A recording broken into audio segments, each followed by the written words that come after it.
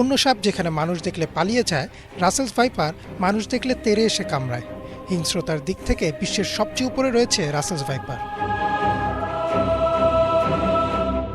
বিশ্বের যে কয়টি বিষধর সাপ রয়েছে তার মধ্যে এটি অন্যতম।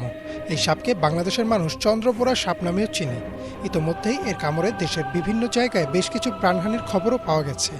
ভাইপার গোত্রের এই সাপের বিচরণ আমাদের এই ভারতীয় উপমহাদেশেই।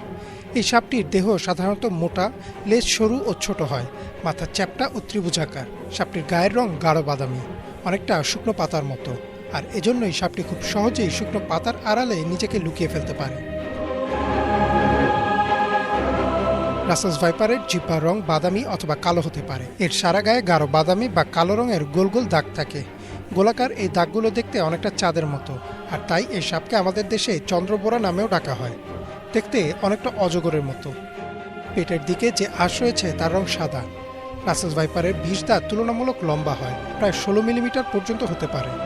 এই বিষ দাঁত পৃথিবীর সব সাপের মধ্যে দ্বিতীয় সর্বোচ্চ বিষ দাঁত।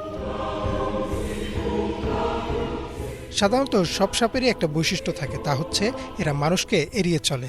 কিন্তু রাসেলস ভাইপারের ক্ষেত্রে বিষয়টা একেবারেই উল্টো। এরা মানুষ দেখলে আরও আক্রমণাত্মক হয়ে ওঠে। বিষধর সাপ হিসেবে রাসেলস ভাইপারের অবস্থান পৃথিবীতে পঞ্চম হলেও হিংস্রতার দিক থেকে এদের অবস্থান সবার উপরে। এদের হিংস্রতা এত বেশি যে 1 সেকেন্ডেরও অনেক কম সময়ে এরা কামড় বসিয়ে দিতে পারে। এরা প্রচণ্ড জোরে হিস হিস শব্দও করতে পারে। রাসেলস ভাইপারের আচার আচরণ অন্য সাপের তুলনায় একেবারে উল্টো।